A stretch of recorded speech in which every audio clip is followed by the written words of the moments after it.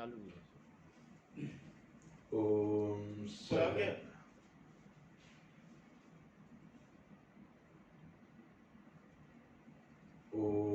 सहना भवतु सहनौ भुनक्तु सह वीर्यं करवावहै तेजस्विनावधीतमस्तु मा विद्विषावहै। ओम शांति शांति शांतिः। श्रुतिस्मृतिपुराणानाम् आलयं करुणालयं नमामि भगवत्पादं शङ्करं लोकशङ्करं। शङ्करं शङ्कराचार्यं केशवं बादरायणं सूत्रभाष्यकृतौ वन्दे भगवन्तौ पुनः पुनः। ईश्वरो गुरुरात्मेति मूर्तिभेदविभागिने व्योमवद्व्याप्तदेहाय दक्षिणामूर्तये नमः। ॐ पार्थाय प्रतिबोधितां भगवता नारायणेन स्वयं व्यासेन ग्रथितां पुराणमुनिना मध्ये महाभारतम् अद्वैतामृतवर्षिणीं भगवतीम् अष्टादशाध्यायिनीम् अम्ब त्वामनुसन्दधामि भगवद्गीते भवद्वेषिणी। नमोऽस्तु ते व्यासविशालबुद्धे पुल्लारविन्दायतपत्रनेत्र येन त्वया भारततैलपूर्णः प्रज्वालितो ज्ञानमयः प्रदीपः प्रपन्नपारिजाताय स्तोत्रवेत्रैकपाणये ज्ञानमुद्राय कृष्णाय गीतामृतदुहे नमः। सर्वोपनिषदो गावः दुग्धा गोपालनन्दनः पार्थो वत्स सुधीर्भोक्ता दुग्धं गीतामृतं महद। वसुदेवसुतं देवं कंसचाणूरमर्दनं देवकी परमानन्दं कृष्णं वन्दे जगद्गुरुं। भीष्मद्रोणतथा जयद्रथजला गान्धारनीलोत्पला शल्यग्राहवती कृपेण वहनी कर्णेन वेलाकुला। अश्वत्थामविकर्णघोरमकरा दुर्योधनावर्तिनी सोत्तीर्णा खलु पाण्डवैरणनदी कैवर्तकः केशवः। पाराशर्यवचः सरोजममलं गीतार्थगन्धोत्कटम् नानाख्यानककेसरं हरिकथा सम्बोधना बोधितम्। लोके सज्जनषट्पदैरहरः पेपीयमानं मुदा भूयाद्भारतपङ्कजं कलिमल प्रध्वंसिनः श्रेयसे। मूकं करोति वाचालं पङ्गुं लङ्घयते गिरिं यत्कृपातमहं वन्दे परमानन्दमाधवम्।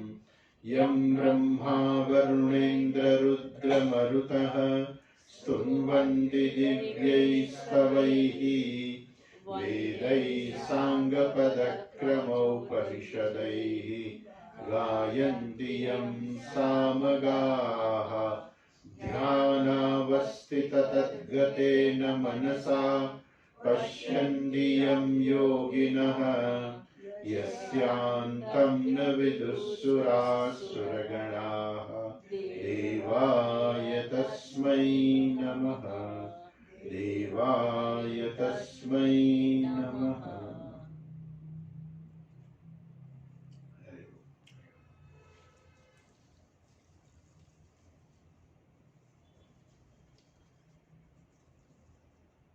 चलो, भगवान की कोई विशेष कृपा है तो मैं फिर आ गया आपके पास।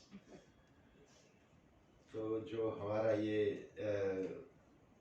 कल मैंने बात की थी प्रकाश भाई से, तो उन्होंने कहा कि स्वामी जी आपको नहीं, वो बोले कि आपको ये लास्ट 3 श्लोक है ना, वो आपको रिपीट करना है। कल मैंने पूछा था उनको, तो बोले कि स्वामी जी 3 श्लोक जो है वो आपको रिपीट करना है। ठीक है, तो हम 12th चैप्टर में देखेंगे 18th श्लोक नंबर 18 से। रिवीजन करવાનું છે। रिवीजन એ તો થઈ ગયા છે। हाँ પણ રિવાઇઝ કરી हाँ हाँ, ठीक है, પછી 13મું ચાલુ કર્યું। ओके। तो श्लोक नंबर, पेज नंबर 215, 296। हाँ हाँ, हम 17th श्लोक नंबर 17 का पहले पाठ करेंगे, बाद में शुरू करते हैं। यो न हृष्यति न द्वेष्टि, न शोचति न कांक्षति, शुभाशुभ परित्यागी, भक्तिमान्यः स मे प्रियः, शमः शत्रौ च मित्रे च, तथा मानापमानयोः,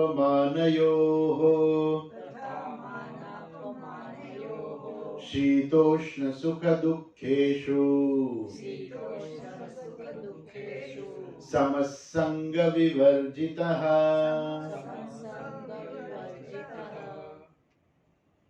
तो ये जो चैप्टर चल रहा है वो भगवान के भक्त कौन है ऐसा चैप्टर चल रहा है, जो भक्ति योग नाम भी है। तो जो भगवान के भक्त है, 2 प्रकार के भक्त हैं। जो शुरू में अर्जुन ने प्रश्न किया था, तो एक है सगुण उपासक जिसको हम कह सकते हैं, दूसरा है निर्गुण उपासक। लेकिन सगुण और निर्गुण में कोई फर्क नहीं है। जहां सगुण है ना वही निर्गुण है। ऐसा नहीं है कि कोई सगुण कहीं अलग से है। देखो, एक है सगुण परमात्मा है और दूसरा है निर्गुण परमात्मा, ऐसा कुछ नहीं है। तो जहां सगुण है वही निर्गुण है। हाँ, जैसे ये टेबल है, जहां टेबल है वही लकड़ी है। ऐसा नहीं है कि टेबल अलग है और लकड़ी अलग है, दोनों एक ही है। लेकिन टेबल क्या है, तो नाम रूप है, गुण है उसमें कोई। लेकिन लकड़ी में कोई गुण नहीं है, उनका कोई स्पेशल कोई नाम नहीं है, उनका कोई रूप नहीं है। जैसे दरवाजा है वो लकड़ी का है, खिड़की है वो भी लकड़ी की बनी हुई है, टेबल है वो भी लकड़ी से बना हुआ है। तो उसके अंदर जो वस्तु है वो क्या है, वो लकड़ी ही है। लेकिन टेबल नाम रूप है, दरवाजा है नाम रूप है, खिड़की है नाम रूप है। ऐसे ही जो भगवान जो है, जो सगुण रूप से जो प्रकट होते हैं, जिसके गुण है, जिसके हम वर्णन कर सकते हैं कि भगवान ऐसे हैं, शंख चक्र गदा पद्मधारी है जैसे बोलते हैं ना, तो वो भगवान के गुण हो गए। लेकिन जो निर्गुण है वही निर्गुण ही है। ऐसा नहीं है कि भगवान निर्गुण अलग है और सगुण अलग है। तो जो अर्जुन का प्रश्न था वो मतलब यही था कि अर्जुन नहीं समझता था कि सगुण और निर्गुण अलग नहीं है।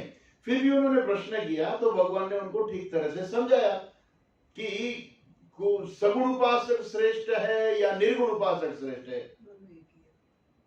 तो एक तो बात यह है कि कंपैरिजन वहां हो सकती है कि जहां हम कर सकते हैं अलग अलग, लेकिन सगुण और निर्गुण उपासक की कंपैरिजन नहीं कर सकते।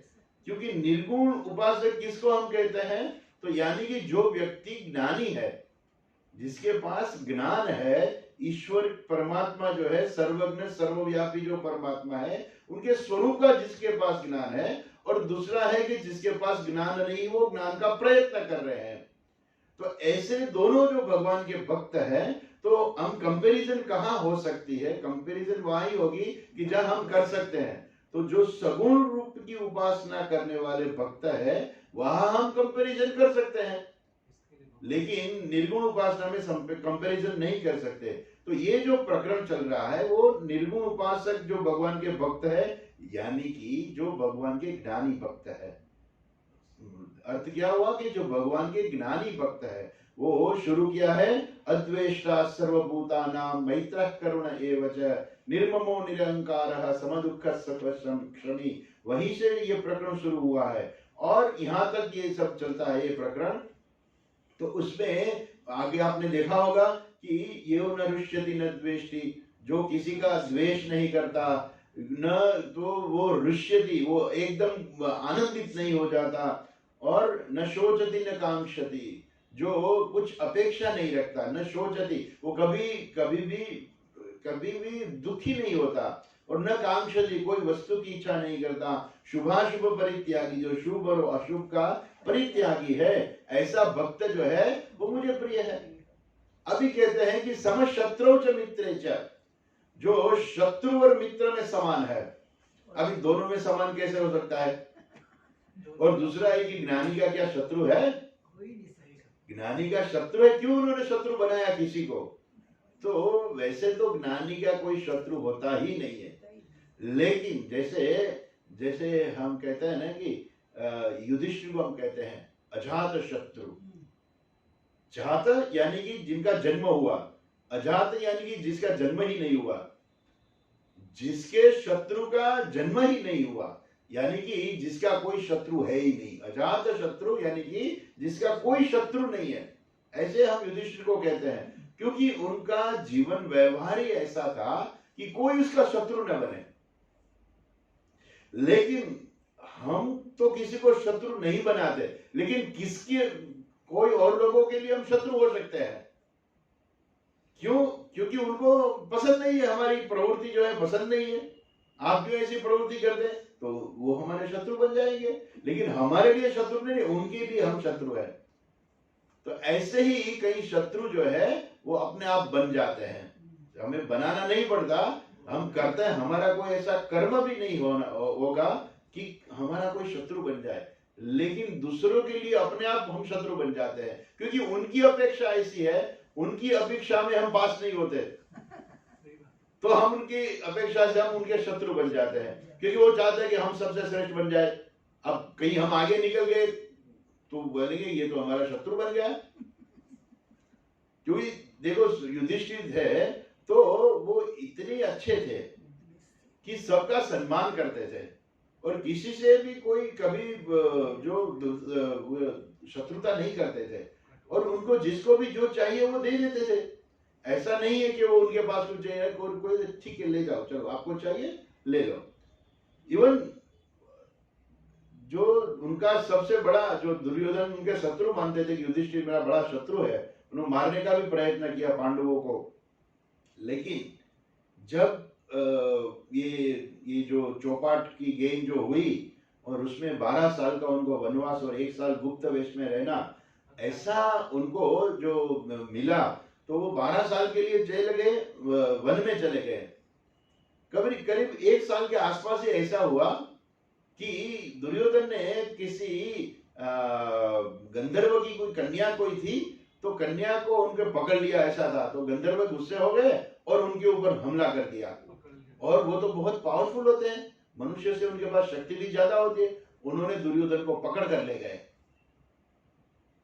और ये समाचार जब मिला पांडवों को तो भीम तो बहुत खुश हो गया कि वो यही लायक है। अर्जुन भी खुश हो गया, ठीक हुआ, उनके लिए अच्छा ही हुआ। लेकिन युधिष्ठिर ने कहा कि नहीं नहीं, वो तो हमारा भाई है, हमारा जो झगड़ा है वो तो हमारा घर का झगड़ा है, लेकिन हमारा घर का झगड़े में कोई दूसरा लाभ ले जाए, ऐसा नहीं होना चाहिए। और भीम को और अर्जुन को आदेश दिया कि जाओ दुर्योधन को छुड़ाकर वापस ले आओ। शत्रुता नहीं उनकी, वो मेरा भाई है, ऐसा है। और जब महाभारत का युद्ध पूरा हुआ, लास्ट में जब दुर्योधन पानी में चला गया था, तो फिर वो बाहर आया और सिर्फ दुर्योधन ही बाकी रह गया था। तो उन्होंने दुर्योधन को चुनौती दे दी कि दुर्योधन तू किसी 5 में से हम किसी की चुनौती ले ले, किसी को पसंद कर, एक ये युद्ध करके अगर तुम जीत गया तो पूरा राज्य तुम्हारा। विजय तुम्हारी। इतना बड़ा संकट खड़ा कर दिया। अगर समझो कि सहदेव या नकुल को उन्होंने पसंद कर लिया, चल आजा मेरे साथ युद्ध में, तो उनके हिम्मत थी कि वो दुर्योधन को जीत सके? ना जीत नहीं सकता। फिर भी उन्होंने चुनौती दे दी ऐसे ही। तो मतलब ये है कि उनके जीवन ही ऐसा था कि कोई उनका शत्रु बने ही नहीं। लेकिन फिर भी जो लोग होते हैं वो दूसरे के हिसाब से हम शत्रु बन जाते हैं। तो ऐसा भी अगर कुछ है, समः शत्रौ च मित्रे च, वो ऐसे शत्रु में भी वो सम है और मित्र में भी सम है। मित्र कौन है? जो हमसे स्नेह रखता है, हमारे हित के लिए जो सोचता है, वही हमारा मित्र है। तो चाहे मित्र हो या शत्रु हो, वो जानते हैं कि सबके अंदर एक ही ईश्वर है और उसके हमेशा वो सम रहते हैं। यानी कि उनका न तो वो द्वेष करते हैं और न उनको ज्यादा आनंदित होता है शत्रु और मित्र से। समशत्रौ च मित्रे च तथा मानापमानयोः, मान और अपमान दोनों मिलता है। तो जीवन में तो सब मिलता है, सब लोगों को मिलता है। ऐसा नहीं है कि सिर्फ ज्ञानी लोगों को ही मान मिलता है या अपमान मिलता है, तो सब मिलता है। मान भी मिलता है, अपमान भी मिलता है। कहीं ना कहीं अपमान भी हो जाता है और कहीं मान भी मिल जाता है।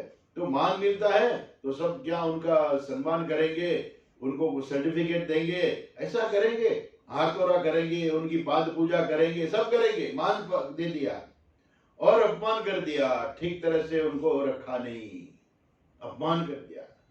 एक स्वामी जी थे, तो वो कहा कोई प्रोग्राम में कहीं गए, तो वो बहुत गुस्से हो गए।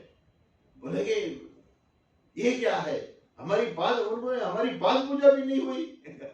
वो चाहते थे कि हमारी पाद पूजा करें, तो पाद पूजा नहीं की तो उनको ऐसा लगा कि हमारा अपमान हो गया। तो जो ज्ञानी है, जो ज्ञानी भगवान का जो भक्त है, वो अपने जीवन में न तो वो मान की अपेक्षा रखता है और न तो अपमान मिलता है तो गुस्से हो जाता है। तो मान और अपमान तो दोनों में सम रहते हैं। तथा मानापमानयोः, कहते हैं शंकराचार्य जी कहते हैं पूजा, देखो एक ही वाक्य है, पाठ कर लेते हैं भाष्य का। क्या कहते हैं शंकराचार्य जी? समः शत्रौ च मित्रे च तथा मानापमानयोः पूजा परिभवयोः शीतोष्ण सुख दुःखेषु समः सर्वत्र च संगवर्जितः।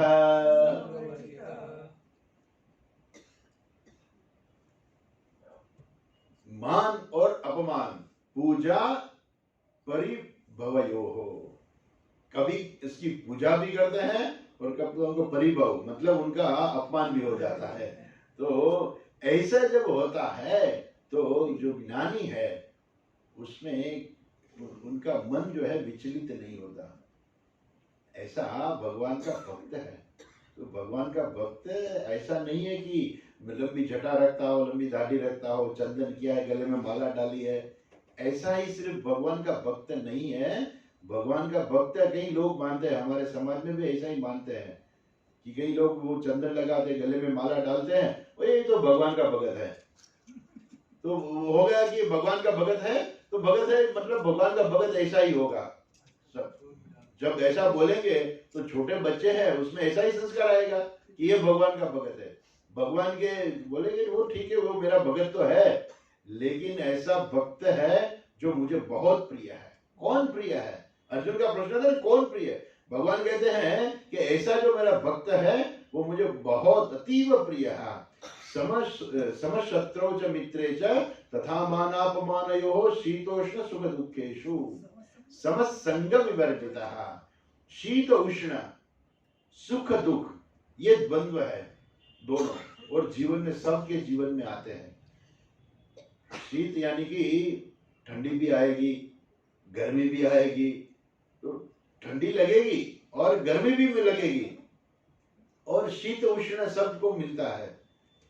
तो जो लोग जो सम नहीं है वो हमेशा फरियाद करते हैं, बहुत ठंड लग रही है, बहुत ठंड लग रही है, बहुत ठंड लग रही है, सब फरियाद करेंगे।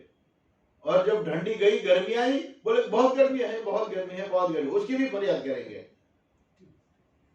तो जो ये मन में फरियाद, जो ये मानसिकता होती है लोगों की कि फरियाद करना, बस हमेशा।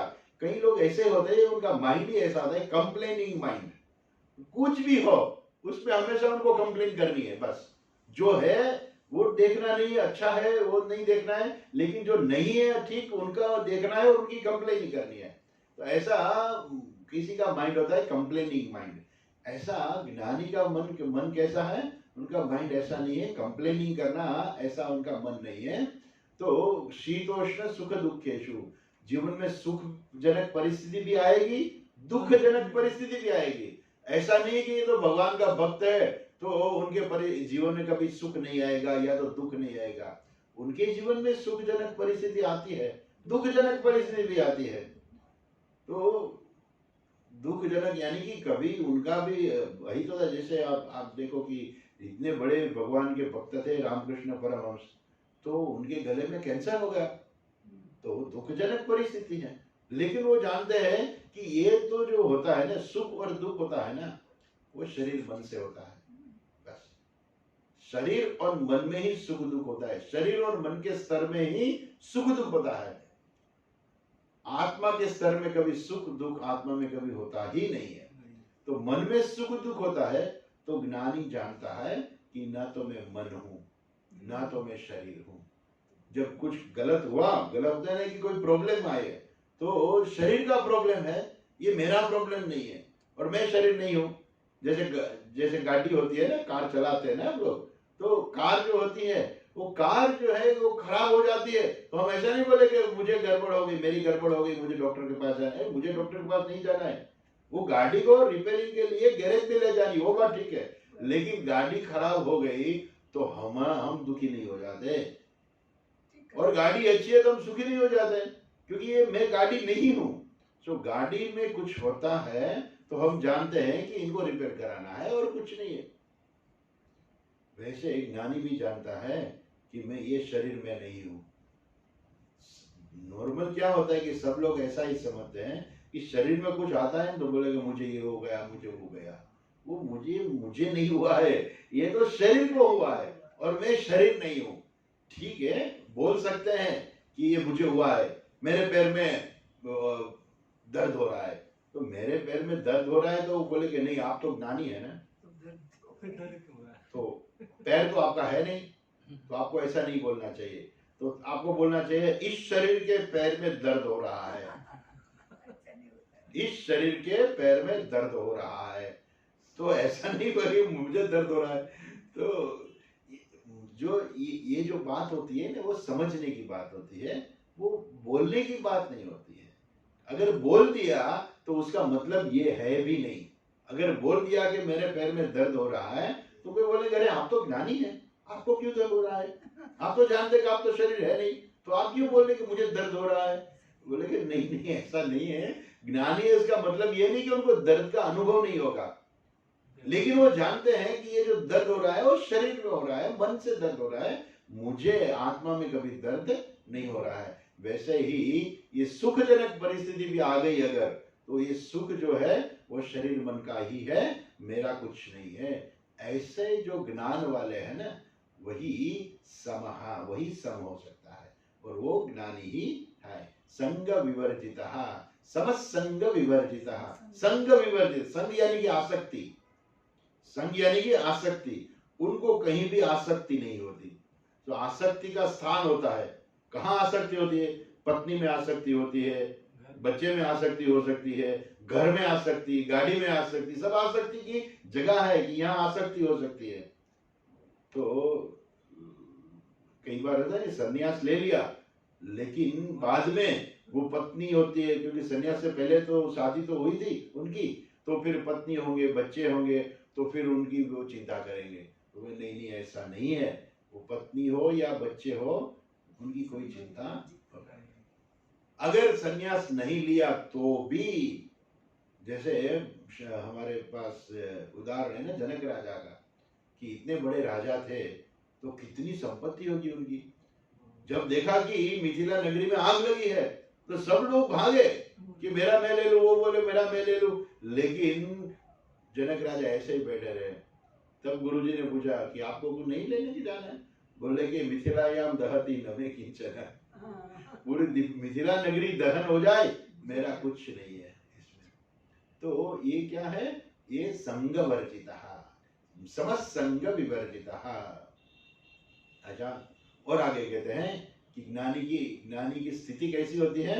वो 19 श्लोक में कहते हैं तुल्य निंदा स्तुतिर्मौनी,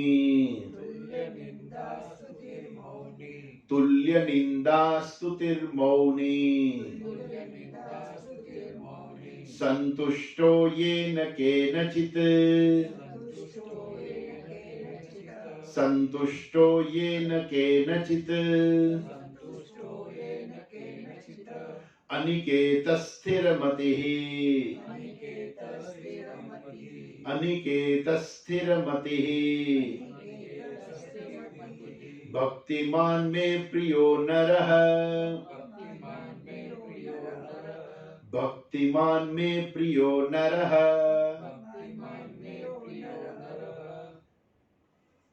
ऐसा भक्तिमान यानी कि भक्ति वाला जो पुरुष है वो मुझे प्रिय है। कैसा?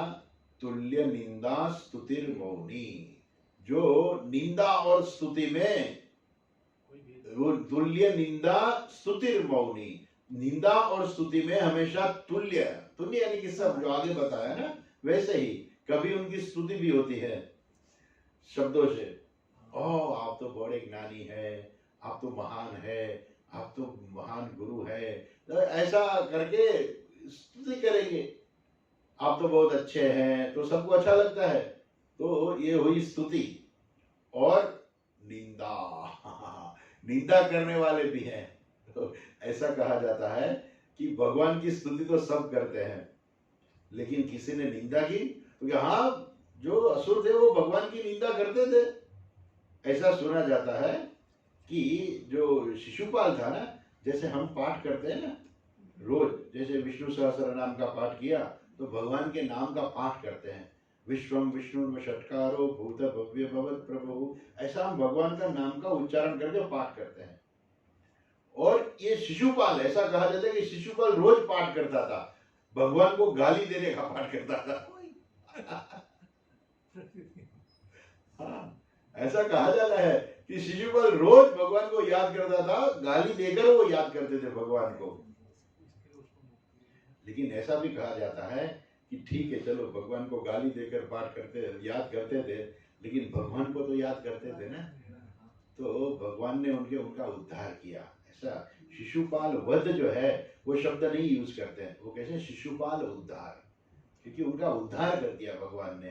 तो ठीक है, लेकिन कई लोग होते हैं ना वो निंदा भी करते हैं लोगों की, इसलिए यहाँ कहते हैं कि जो ज्ञानी है हमेशा तुल्य निंदा स्तुति ही, हमेशा उनकी स्तुति हो जाए या तो उनकी निंदा भी कहीं कोई करे तो उनको स्पर्श नहीं होता।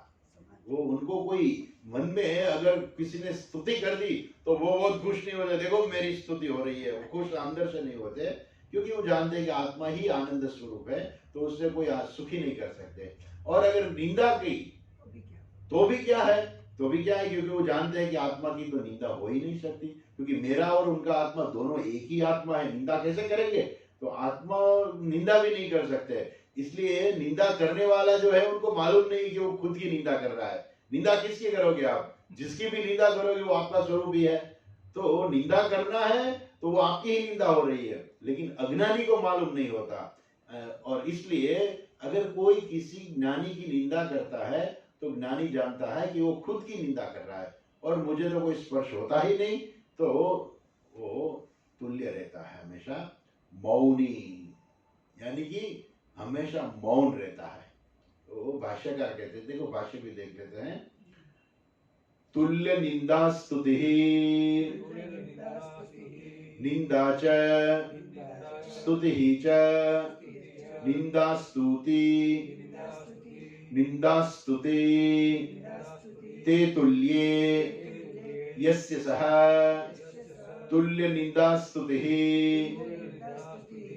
तुल्य निंदास्तुति, जो निंदा और स्तुति में सम रहते हैं उसको तुल्य रहते हैं, उसे कहते हैं तुल्य निंदा स्तुति। मौनी, मौनवान, संयतवाक्, संतुष्टः, येन केनचित् शरीर स्थिति मात्रेण। हाँ, क्या कहते हैं? मौनी यानी कि मौनवान। मौन यानी कि कुछ नहीं बोलना। मौनवान यानी तो मतलब ये हुआ कि ज्ञानी हमेशा मौन ही रखेंगे, बोलेंगे नहीं। बोलेंगे ये तो ज्ञानी है, वो मौन ही रहते हैं। यानी कि जो मौन रहता है वो ज्ञानी है, या तो ज्ञानी है हमेशा मौन में रहता है, और उसका मतलब क्या हुआ कि जो बोलता है वो ज्ञानी नहीं है। जो बोलता है वो ज्ञानी नहीं है। तो मौनी, मौनी का मतलब क्या है? तो कहते हैं मौनवान, जो मौनवान है। लेकिन शंकराचार्य जी कहते हैं कि मौनी का मतलब है संयत वाक। संयत वाक यानी कि जितना बोलना है उतना ही बोलना है। बस जहां जरूरत है वही बोलना है, जहां जरूरत नहीं है बोलना नहीं है। कई लोगों की आदत होती है वो पूरे दिन बोलते ही रहते हैं, कुछ ना कुछ बोलते ही रहते हैं, जरूर हो या ना हो कुछ ना कुछ बोलते रहते हैं। तो ज्ञानी जानता है कि जहां जरूरत है जितना बोलना चाहिए उतना ही बोलना है। इसलिए आप देखो ये जो पाणिनि महाराज और हमारे वेदव्यास जी, तो वेदव्यास जी ने जो सूत्र दिए हैं और पाणिनि महाराज ने संस्कृत में सूत्र दिए हैं, तो सूत्र यानी कि टूक में बता देना, ठीक है। लेकिन उनकी जो एक के बाद जो सूत्र आता है ना, तो कोई सूत्र जो है वो आगे रिपीट नहीं होगा, कोई शब्द भी रिपीट नहीं करेंगे। वो बोलेगा अनुवृत्ति चल रही है। कोई सूत्र आएगा तो इसमें सिर्फ इतना ही सूत्र आएगा, और बाद में क्या है तो उनकी अनुवृत्ति करनी है, मतलब ऊपर जो उन्हें बोल दिया वही यहाँ लागू होता है। तो ये जो है वो बताते हैं कि वो संयत शब्द में भी वो मर्यादा रखते हैं कि एक शब्द जो बोल दिया अभी वो रिपीट नहीं करेंगे। तो जो ज्ञानी है वो कैसा है कि जहां जरूरत है उतना ही बताते हैं, जरूरत नहीं है तो बोलते नहीं है। इसलिए उनकी वाक में संयमन होता है, उनकी वाणी में संयमन होता है। आजकल क्या होता है, घर में सब झगड़े होते हैं ना, तो कैसे क्यों होता है? क्योंकि वाणी के ऊपर संयमन नहीं है, कुछ ना कुछ लोग बोल देते हैं। घर में झगड़ा होता है, उसने ये बोल दिया, उसने ये बोल दिया, बोले क्या इन्होंने मुझे ऐसा क्यों कहा। तो ऐसा जो बैड वर्ड्स है वो यूज नहीं करना चाहिए किसी के लिए, किसी को दुख लगे। लेकिन ये ऐसा ही जब झगड़ा चलता है ना, तब उनको मालूम रहता कि मैं क्या बोल रहा हूँ, और फिर दूसरे लोगों को कितना दुख लगता है वो सोचते नहीं। इसलिए पूरी दुनिया के अंदर अगर एक है ये कि मौनी, आप मौन रहो, बहुत बड़ी शक्ति होती है मौन में। यानी कि जितना जरूरत है उतना ही बोलो, आप जरूरत नहीं है तो आप मत बोलो। ऐसा मौनी यानी कि संयत वाक, संतुष्टो येन केनचित् शरीर स्थिति मात्रेण। भगवान का भक्त है, वो ज्ञानी भक्त है, यानी कि सन्यासी है, ज्ञानी है, तो संतुष्टो येन केनचित्, जो भी मिल जाए ना उसे संतुष्ट है। ऐसा नहीं है कि उनकी मांग है मुझे ये दे दो, मुझे ये चाहिए, मुझे वो चाहिए, कुछ नहीं। इसलिए जो सन्यासी की जो वृत्ति होती है ना, वो दो प्रकार की वृत्ति है, एक माधुगरी और दूसरी आजगरी। अजगरी वृत्ति, अजगरी वृत्ति यानी कि जो मिल जाए वो बैठे रहते हैं। दो प्रकार के सन्यासी होते हैं, वो जो भिक्षा के लिए कहीं है तो जाते हैं घर में, वो 5 घर में जाके वो भिक्षा मांगेंगे, और उनमें से जो मिला, जो भी मिल गया उसमें संतुष्ट, उसमें से उनको चलाना है। फिर दूसरी जगह जाना नहीं है, भिक्षा नहीं मांगना है, जो मिला उसमें से ही आज का दिन चलाना है उनको। तो संतुष्ट येन केनचित्, जो भी मिल गया उसमें संतुष्ट है। और दूसरा है आजगरी। तो अजगरी यानी कि अजगरी, तो अजगर जो होता है ना, पाइथन, वो पड़ा रहता है एक जगह पे। ऐसे ही जब उनको भोजन मिलता है तब वो भोजन करता है, वो भोजन की खोज में निकलता नहीं है, जो मिलता है वो खा लेता है। तो ऐसे आजगरी भिक्षा भी बोलते हैं। आजगरी यानी कि आजगर वृत्ति, यानी कि वो ऐसे ही बैठे रहते हैं, बोलते हैं कि वो भगवान भेज देंगे मुझे वो भिक्षा मांगने के लिए जाएंगे नहीं, ऐसी वृत्ति भी होती है। और दूसरी वृत्ति होती है माधुकरी होती है, जो 5 घर जाके भिक्षा मांगते हैं और उसमें जो भी मिल गया वो उसमें चला लेते हैं। सिर्फ इतना ही नहीं, जो ज्ञानी व्यक्ति है उनके जीवन में जो भी मिल गया, ये तो ठीक है, हम सन्यास की बात कर रहे हैं, लेकिन अगर गृहस्थी है तो वो कहाँ भिक्षा मांगने के लिए जाएगा? गृहस्थी ज्ञानी है तो भिक्षा मांगने के कहाँ जाएगा? कहीं भी नहीं जाएगा। तो जो भी है जीवन में जो भी मिलता है, मतलब यही है कि जो साधक है उनको क्या करना है, ये जो साधना है उनकी क्या है कि ये उनकी साधना है। जो ज्ञानी का जो सहज अभिव्यक्ति होती है, ज्ञानी की जो सहज अभिव्यक्ति होती है ना, वो साधक के लिए साधना बन जाती है कि हमें ऐसा करना है, हमें ऐसा जो गुण है हमारे हमें बनाना है। तो ये कहते हैं कि संतुष्टो येन केनचित् शरीर स्थिति मात्रेण, बस शरीर की स्थिति बनी रहे, हमारा शरीर जो है बना रहे, हम मर न जाए यानी कि हमारा शरीर की स्थिति बनी रहे, इतना ही हमें चाहिए। इसलिए यहाँ कहते हैं तथा च उक्तम येन केनचित् आच्छन्नः येन केनचित् आशितः यत्र क्वचन ठीक है, चलो पाठ करते हैं। येन केनचित् आच्छन्नः येन केनचिदाशितः यत्र क्वचन शायी स्यात् तं देवा ब्राह्मणं विदुः। महाशांति पर्व यानी कि महाभारत में शांति पर्व में ऐसा कहा गया है, ये श्लोक है, येन केनचित् आच्छन्नः। ब्राह्मणः, ब्राह्मण जो होता है, ब्राह्मण यानी कि जन्म की बात नहीं है यहाँ, ब्राह्मण का यानी कि जो ब्रह्म को जानता है, जो ब्रह्म को जानता है वही ब्राह्मण है। वो जो ब्राह्मण है उनके लिए देवाहा तम देवाहा ब्राह्मणम विदुः, इनको ब्रह्म ज्ञानी देवता कहते हैं। देवता लोग इन लोगों को ब्रह्म ज्ञानी कहते हैं कि ये ब्राह्मण है। कौन है? येन केनचित् आच्छन्नः, वो शरीर को ढकने के लिए जो भी मिल जाए उससे वो शरीर को ढक कर रखते हैं। बस ऐसा नहीं कि ऐसा ही वस्त्र मुझे चाहिए, ऐसा नहीं। कई महात्मा होते हैं तो वो जो गनी बैग होती है ना, पैकिंग के लिए जो आती है ना गनी बैग, तो उनका बनाकर वस्त्र करके पहनते हैं। जय गुरुदेव। हाँ, जय गुरुदेव वो ऐसे ही पहन लेते हैं, उनको जो भी मिल गया पहन लिया।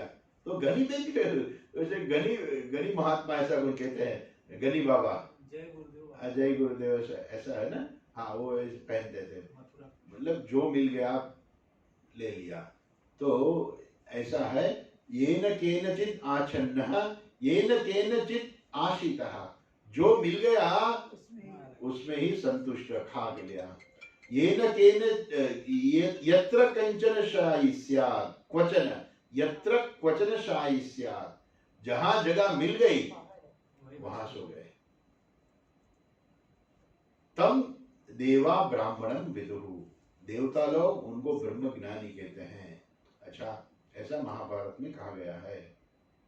आगे कहते हैं किंच अनिकेतः निकेतः आश्रयः निवासः नियतः न विद्यते यस्य सः अनिकेतः अनागारः इत्यादि स्मृत्यंतरा।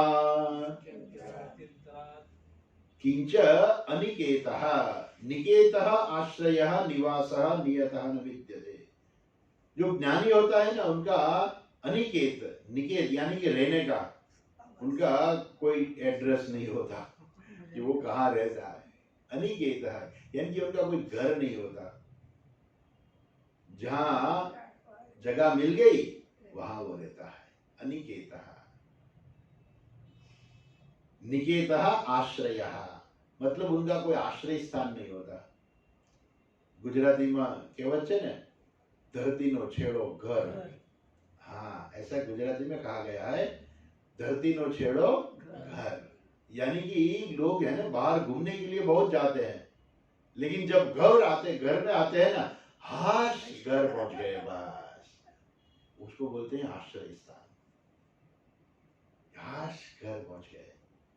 तो ज्ञानी के लिए ऐसा कुछ नहीं होता।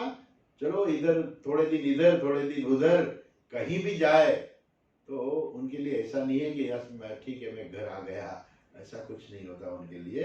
यानी कि आश्रय स्थान जहां जाके वो ऐसा बोलेगा हाँ ठीक है अब मैं अपनी जगह पे आ गया, तो उनका कोई आश्रय स्थान नहीं होता, जिसको कहते हैं अनागारः। अनागारः यानी कि अन आगारः। आगार यहाँ मेरे ख्याल से शब्द यूज होता है महाराष्ट्र में होता है ना आगारः। बस स्टॉप होता है ना, बस स्टेशन बोलते हैं ना, डेपो। हाँ, वो बस डेपो वो क्या है, जहाँ बस शांति से रहेगी, पूरी रात वहां रहेगी, स्टेशन बोलते हैं ना, उनका बस स्टॉप को आगार बोलते हैं। तो अनागार है यानी जो, यानी कि जो बस स्टॉप यानी कि क्या है कि जो बसेस होती है ना वो पूरे दिन घूमती रहती है सिटी में, लेकिन वो रात को जहां जाके शांति से रहती है। उनको हाँ बस को ऐसा लगता है हाँ मैं मेरे अपने घर आ गई। अगर बस को जीवन आ गया तो बस बोलती है पूरा दिन में घूमती रहती हूँ मुंबई में, इधर गई उधर गई, लेकिन रात को अपने घर आ गई। उसको बोलते हैं आगारा। अनागारा मीन्स जिसका कोई ऐसा घर नहीं होता कि जिसको ऐसा लगता है, जैसे ज्ञानी भी बोल सकता है ना, इधर घूमता हूँ इधर घूमता हूँ इधर घूमता हूँ, हाश में अपने आश्रम में आ गया,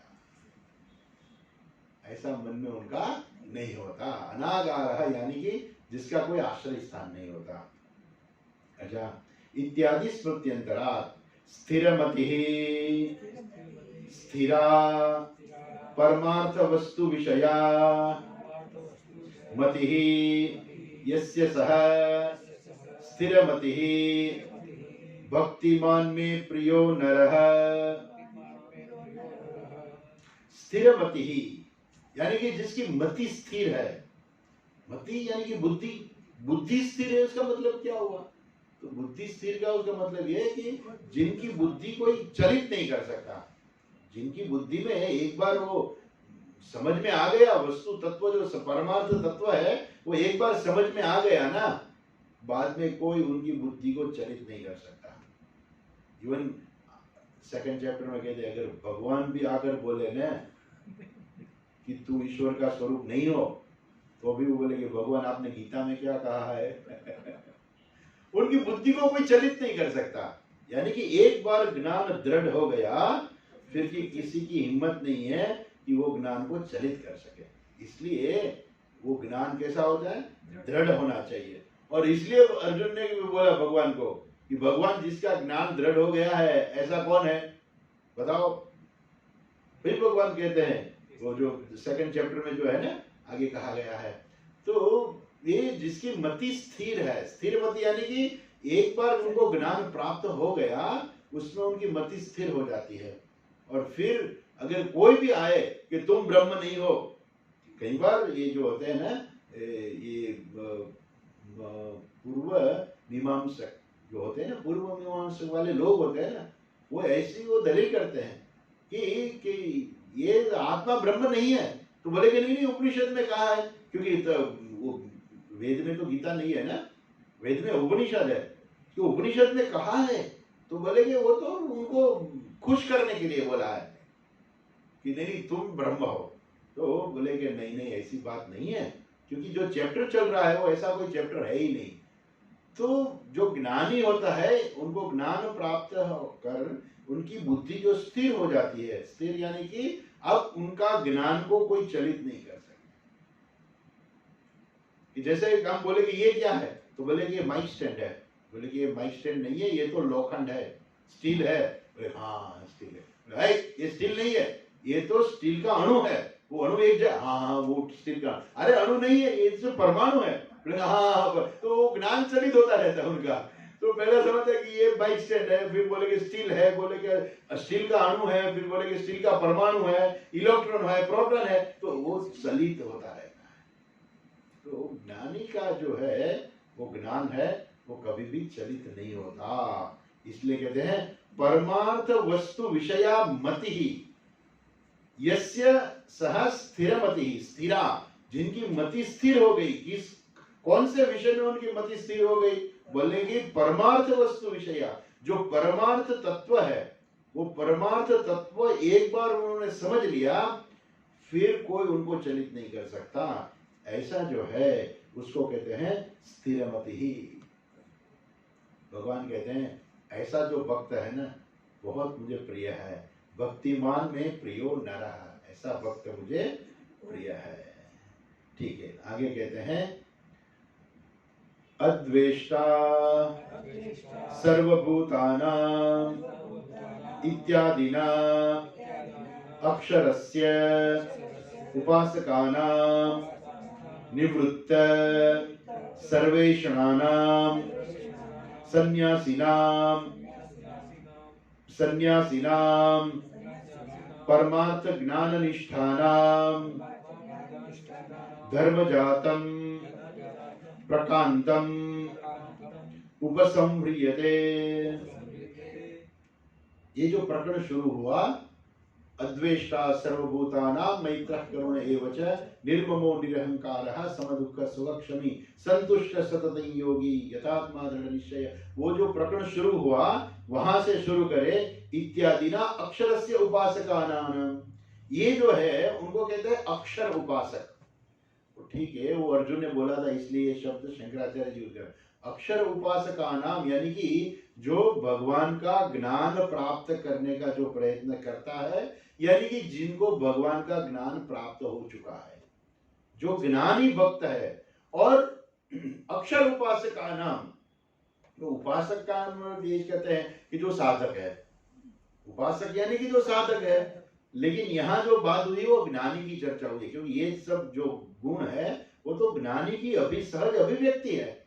ऐसी सहज अभिव्यक्ति जो है उनको हम उपासक कैसे कह सकते हैं? उपासक नहीं है, लेकिन पहले वो उपासक थे, अब उनको ज्ञान प्राप्त हो गया, तो इनकी ये सहज अभिव्यक्ति है। ऐसे इत्यादिना अक्षरस्य उपासकानाम, ऐसे जो अक्षर उपासक है कैसा है? निवृत्त सर्वेषणानाम, जिन्होंने अपनी सर्व ऐषणा, ऐषणा यानी कि इच्छाएं, अनेक प्रकार की लोगों की इच्छा होती है कि मुझे ये मिल जाए, मुझे ये मिल जाए, मुझे घर मिल जाए, मुझे गाड़ी मिल जाए, मुझे इतना पैसा मिल जाए, मैं स्वर्ग आदि लोक में चला जाऊं और स्वर्ग में जगह मैं देवता भी बन जाऊं।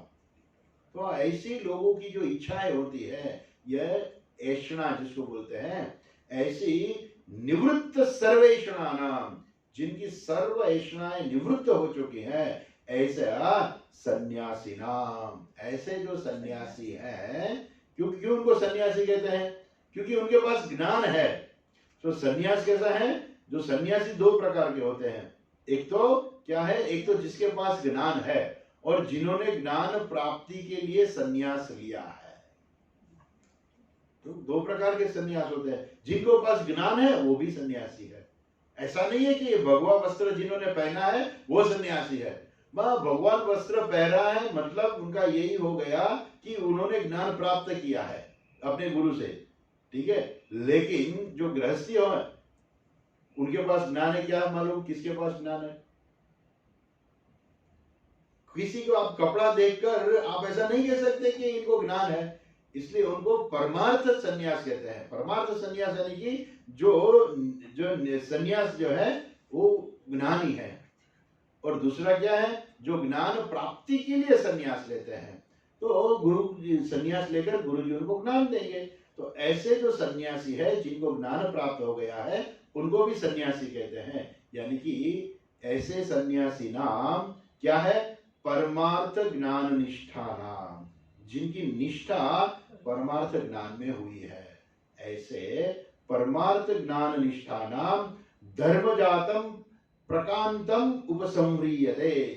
उनकी जो अभिव्यक्ति है धर्मजातम, उनका जो स्वभाव है, उनका जो गुण है, वो उनको कहते हैं धर्मजातम, धर्म समूह। यानी कि उनकी अभिव्यक्ति अद्वेष्टा सर्वभूता नाम, ऐसा करके जो भगवान ने यहाँ बताया उनका अब उपसंहार करते हैं। क्या कहते हैं? देखो, ये तो धर्म्यामृतमिदम्, ये तो धर्म्यामृतमिदम् यथोक्तं पर्युपासते, यथोक्तं पर्युपासते श्रद्धाना मत्परमाः, श्रद्धाना मत्परमाः भक्तास्तेतीव मे प्रियाः, भक्तास्तेतीव मे प्रियाः। ऐसे जो भक्त है वो मुझे अतीव प्रिय है। ये तो धर्म्यामृतमिदम् यथोक्तम पर्युपासते। ऐसा जो धर्मयुक्त, ये जो भगवान का जो वचन जो है, धर्म्यामृतमिदम्, इदम अमृतम, यानी कि ये ज्ञानी का जो वर्णन है वो क्या है? अमृत स्वरूप है। ऐसा हम ज्ञान प्राप्त कर सकते हैं कि ये ज्ञानी की सहज अभिव्यक्ति है। अगर हमारे जीवन में भी आ जाए हम भी ज्ञानी बन जाते हैं। तो ये अमृत स्वरूप है, क्योंकि ये ज्ञान व्यक्ति को अमृत स्वरूप बना देते हैं। इसलिए कहते हैं ये धर्म्यामृतमिदम् यथोक्तम पर्युपासते। जो लोग उनकी यथा जो कहा है उसी प्रकार से उनकी उपासना करते हैं, ऐसा श्रद्धाना मत्परमाः, ऐसा श्रद्धा वाले लोग हैं जो मेरे परायण रहने वाले हैं, ऐसा भक्ताः, ऐसा जो भक्त है, ते अतीव में प्रियाः, ऐसे भक्त मुझे बहुत प्रिय है। अच्छा, जल्दी जल्दी भाष्य भी देख लेते हैं, 2-4 मिनट चलेगा? कल ही किया था। हाँ हाँ, तो जरा जल्दी से बात कर लेते हैं, कल तो हो गया है बोल रहे हैं। ये तो सन्यासिनः धर्म्यामृतम् धर्मादनपेतम्। हाँ, आपने कह रही है कि कल तो पाठ हो गया है, भाष्य का भी पाठ हो गया है, तो ठीक है, तो भाष्य का पाठ अब नहीं करते यहाँ, आप 2 मिनट में समझा दो। हाँ हाँ। ये तो धर्म्यामृतमिदम् यथोक्तम पर्युपासते श्रद्धाना मत्परमाः भक्तास्ते अतीव मे प्रियाः। ऐसे जो मेरा भक्त है वो मुझे अतीव अत्यंत प्रिय है। क्यों? ज्ञानी तो आत्मैव मे मतम्, ज्ञानी तो मेरा आत्मा है। जो भगवान के भक्त होते हैं ना, जो 4 प्रकार के भक्त हैं, आर्दो जिज्ञासुर अर्थार्थी ज्ञानी च भरतर्षभ, इसमें ये जो ज्ञानी भक्त है वो अतीव में प्रिया। क्यों अतीव प्रिय? क्योंकि वो मेरा आत्मा खुद है। अपना आत्मा सबको प्रिय होता है, इसलिए भगवान को अपने आत्मा स्वरूप ये जो भक्त है वो अतीव प्रिया। वो परमार्थ ज्ञान रक्षणाम भक्ति आश्रिता, वो परमार्थ जो ज्ञान है उनको आश्रित है। यानी कि जो भक्त है, हमारे समाज में ऐसा ही माना जाता है कि भगवान की भक्ति यानी कि वो मालूम नहीं है कि भगवान के भक्त कितने होते हैं, किस प्रकार के होते हैं। क्यों? आर्थ है वो भी भगवान के भक्त है, मुश्किल में आता है वो भी भगवान के भक्त हो गया, जिज्ञासु भी भक्त है, और अर्थार्थी भी भगवान के भक्त है, और ज्ञानी भी भगवान के भक्त है। तो जो अर्जुन ने कहा था कि श्रेष्ठ कौन है, तो ये जो भक्त है, जो भगवान के ज्ञानी भक्त है, वो अतीव में प्रियाः, वो मुझे अत्यंत प्रिय है। तो ऐसा कल भी हो गया था, तो अब ज्यादा उनका विस्तार न करके हम यहाँ इनकी पुनरावृत्ति भी करते हैं। ओम तत्सत इति श्रीमद्भगवद्गीतासु उपनिषत्सु ब्रह्म विद्यायां योगशास्त्रे श्री कृष्णार्जुन संवादे भक्ति योगो नाम द्वादशोऽध्यायः। श्री कृष्णार्पणमस्तु। ॐ पूर्णमदः पूर्णमिदं पूर्णात् पूर्णमुदच्यते पूर्णस्य पूर्णमादाय पूर्णमेवावशिष्यते ॐ शान्ति शान्ति शान्तिः शङ्करं शङ्कराचार्यं केशवं बादरायणं सूत्रभाष्यकृतौ वन्दे भगवन्तौ पुनः पुनः ईश्वरो गुरुरात्मेति मूर्तिभेदविभागिने व्योमवद्व्याप्तदेहाय दक्षिणामूर्तये नमः ॐ शान्ति शान्ति शान्तिः हरिः ॐ श्री गुरुभ्यो नमः हरिः ॐ